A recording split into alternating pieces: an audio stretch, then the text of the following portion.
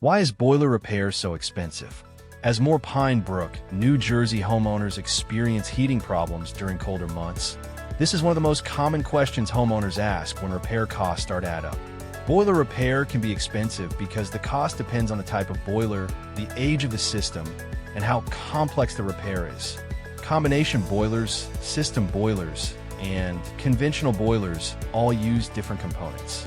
Combination boilers provide both heating and hot water from a single compact unit, while system and conventional boilers rely on additional parts such as pumps, tanks, and controls.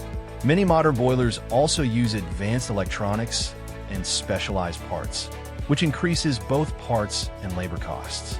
Older boilers can drive costs even higher because replacement parts are harder to find and repairs take longer to complete. In Pine Brook, New Jersey, many homes still rely on older boiler systems that have been operating for decades. These systems often have hidden where that only becomes noticeable when a breakdown occurs.